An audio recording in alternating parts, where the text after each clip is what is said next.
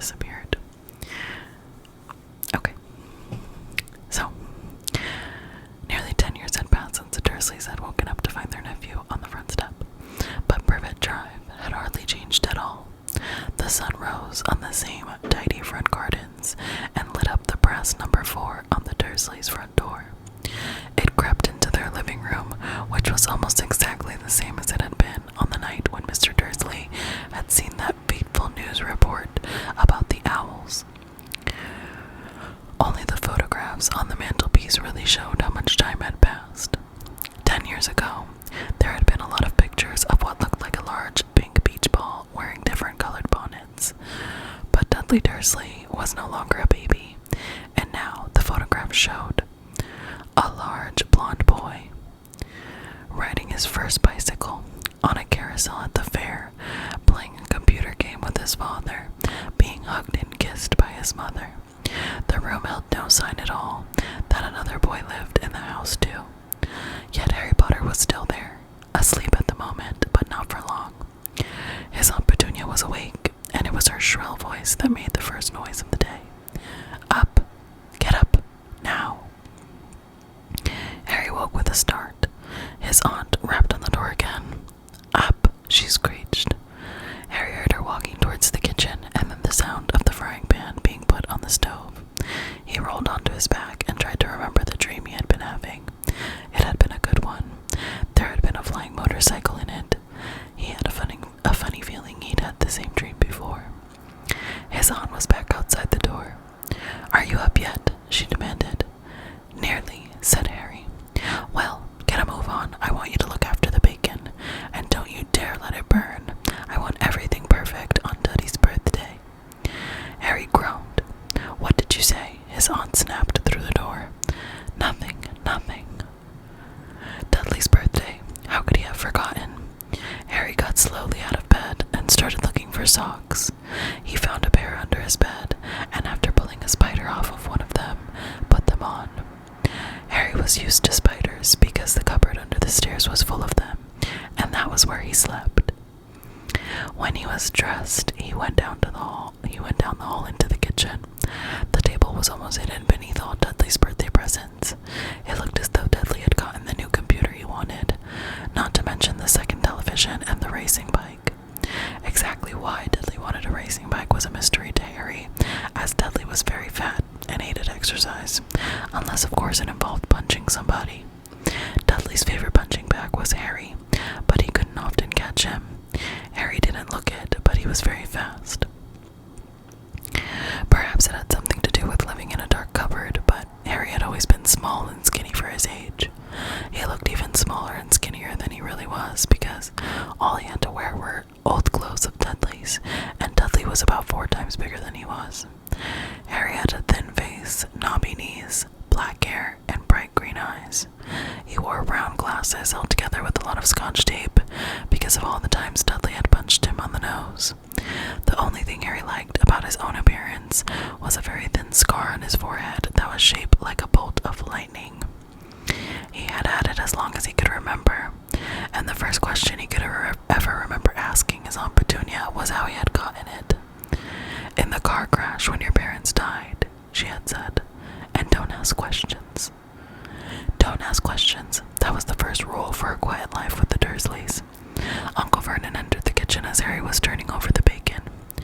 Comb your hair, he barked by way of a morning greeting.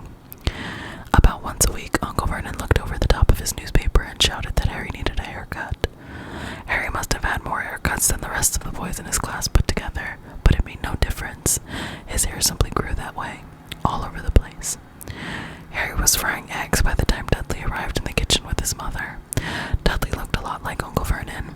He had a large pink face, not much neck, small, watery blue eyes, and thick blonde hair that lay smoothly on his thick, fat head.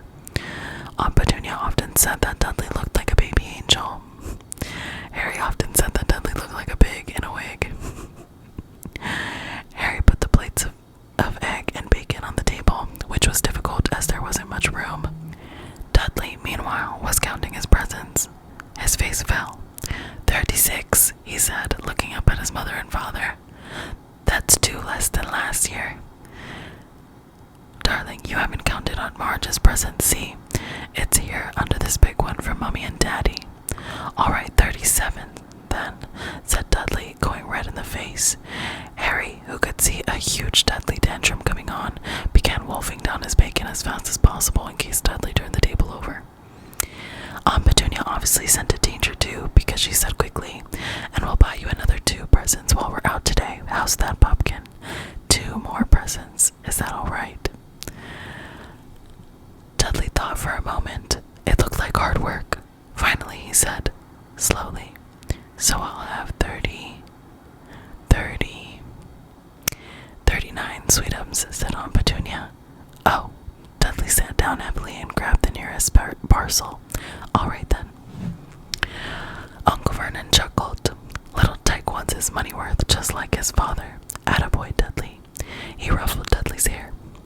At that moment, the telephone rang, and Aunt Petunia went to answer it while Harry and Uncle Vernon watched Dudley unwrap the racing bike, a video camera, a remote control airplane, 16 new computer games, and a VCR. He was ripping the paper off a gold wrist watch when Aunt Petunia came back from the telephone looking both angry and worried.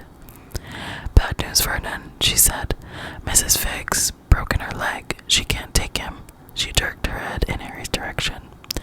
Dudley's mouth fell open in horror, but Harry's heart gave a leap. Every year on Dudley's birthday, his parents took him and a friend out for the day to adventure parks, hamburger restaurants, or the movies. Every year, Harry was left behind with Mrs. Figg, a mad old lady who lived 2 streets away. Harry hated it there. The whole house smelled of cabbage, and Mrs. Figg made him look at old photographs of all the cats she'd ever owned. Now what? Said Aunt Petunia, looking furiously at Harry as though he'd planned this. Harry knew he ought to feel sorry that Mrs. Figg had broken her leg, but it wasn't easy when he reminded himself it would be a whole year before he had to look at Dibbles, Snowy, Mr. Paws, and Tufty again. We could phone Marge, Uncle Vernon suggested. Don't be silly, Vernon. She hates the boy. The Dursleys often spoke about Harry like this, as though he wasn't there, or rather, as though he was something very nasty that couldn't understand them, like a slug. Oh, what about what's-her-name, your friend, Yvonne? On vacation in Mallorca, snapped Aunt Petunia. You could just leave him here. Harry put in you could just leave me here, Harry put in hopefully. He'd be able to watch what he wanted on television for a change, and maybe even have a go on Dudley's computer. Aunt Petunia looked as though she'd just swallowed a lemon. And come back and find the house in ruins, she snarled. I won't blow up the house, said Harry, but they weren't listening. I suppose we could take him to the zoo, said Aunt Petunia slowly, and leave him in the car. That car's new, he's not sitting in it alone. Dudley began to cry loudly. In fact, he wasn't really crying. It had been years since he'd really cried. But he knew that if he screwed up his face and wailed, his mother would give him anything he wanted. Dinky Diddy-Dums, don't cry. Mommy won't let him spoil your special day, she cried, flinging her arms around him. I don't want him to come, Dudley yelled between huge pretend sobs. He always spoils everything. He shot Harry a nasty grin through the gap in his mother's arms. Just then, the doorbell rang. Oh, good Lord, they're here, said Aunt Petunia frantically, and a moment later, Dudley's best friend, Piers Polkiss, walked in with his mother. Piers was a scrawny boy with a face like a rat. He was usually the one who held people's arms behind their backs while Dudley hit them. Dudley stopped pretending to cry at once.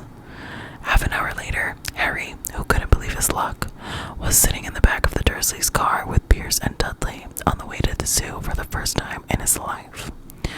His aunt and uncle hadn't been able to think of anything else to do with him, but before they'd left, Uncle Vernon had taken Harry aside. I'm warning you, he had said, putting his large purple face right up close to Harry's. I'm warning you now, boy. Any funny business, anything at all, and you'll be in that cupboard from now until Christmas. I'm not going to do anything, said Harry, honestly. But Uncle Vernon didn't believe him. No one ever did. The problem was, strange things often happened around Harry, and it was just no good telling the Dursleys he didn't make them happen. Once, Aunt Petunia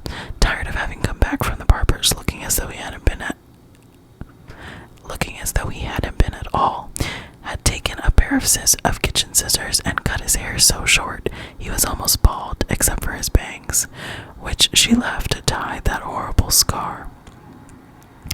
Dudley had laughed himself silly at Harry, who spent a sleepless night imagining school the next day, where he was already laughed at for his baggy clothes and taped glasses.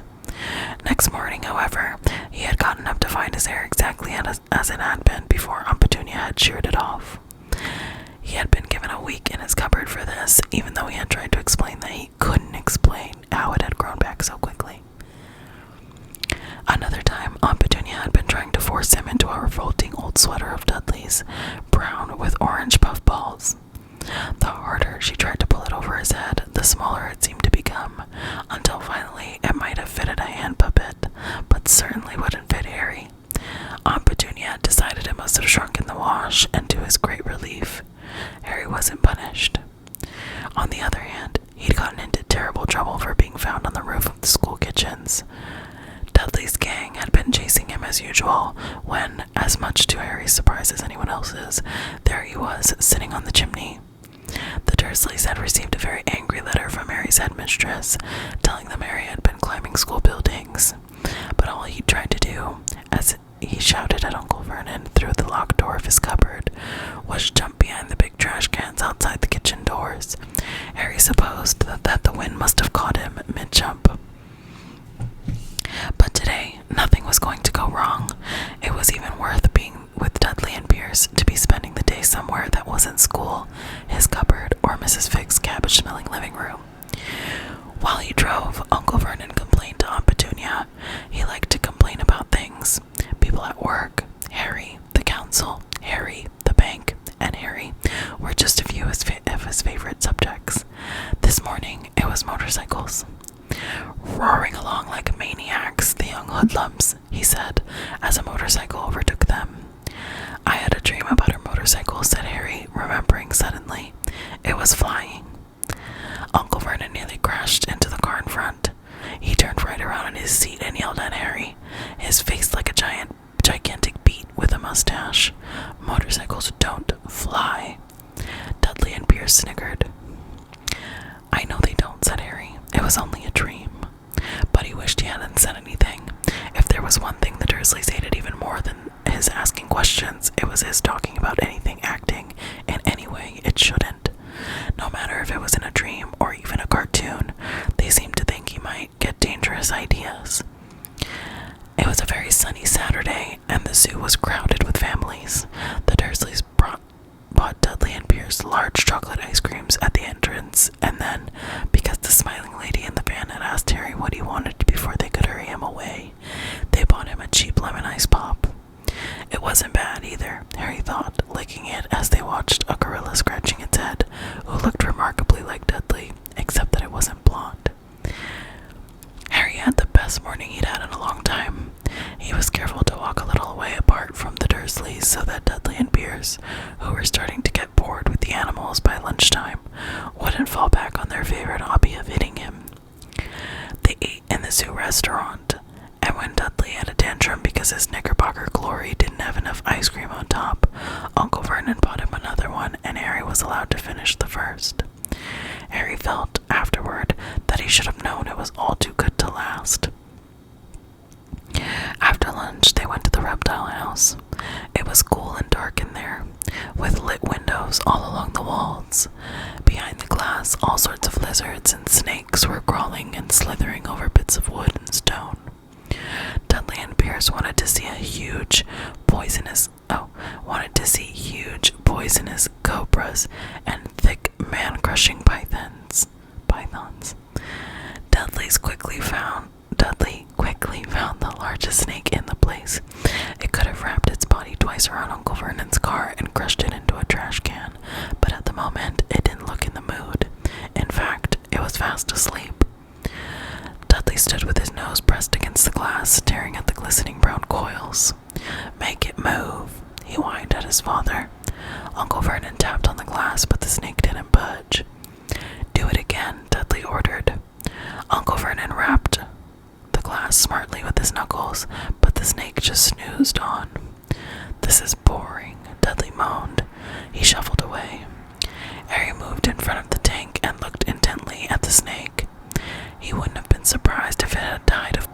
itself. No company except stupid people drumming their fingers on the glass, trying to disturb it all day long. It was worse than having a cupboard as a bedroom, where the only visitor was Aunt Petunia hammering on the door to wake you up. At least he got to visit the rest of the house. The snake suddenly opened its beady eyes. Slowly, very slowly, it raised its head until its eyes were on a level with Harry's. It winked. Harry stared. Then he looked quickly around to see if anyone was watching. They weren't. He looked back at the snake and winked too. The snake jerked its head towards Uncle Vernon and Dudley, then raised its eyes to the ceiling. It gave Harry a look that said quite plainly, "I get that all the time." "I know," Harry murmured through the glass, though he wasn't sure the snake could hear him. "It must be really annoying." The snake nodded vigorously. "Where do you come from anyway?" Harry asked. The snake jabbed its tail at a little sign next to the glass. Harry peered at it. "Boa constrictor, Brazil." "Was it nice there?" The boa constrictor jabbed its tail at the sign again, and Harry read on. "This specimen was bred in the zoo." "Oh, I see. So you've never been to Brazil?" As the snake shook its head, a deafening shout behind Harry made both of them jump. "Dudley, Mr. Dursley, come and look at this snake. You won't believe what it's doing." Dudley came waddling towards them as fast as he could. "Out of the way, you," he said, punching Harry in the ribs. Caught by surprise, Harry fell hard on the concrete floor. What came next happened so fast no one saw how it happened. 1 second, Pierce and Dudley were leaning right up close to the glass. The next, they had leapt back with howls of horror. Harry sat up and gasped. The glass front of the boa constrictor's tank had vanished. The great snake was uncoiling itself rapidly, slithering out onto the floor. People throughout the reptile house screamed and started running for the exits. As the snake slid swiftly past him, Harry could have sworn a low, hissing voice said, "Brazil, here I come. Thanks, amigo." The keeper of the reptile house was in shock. "But the glass," he kept saying. "Where did the glass go?"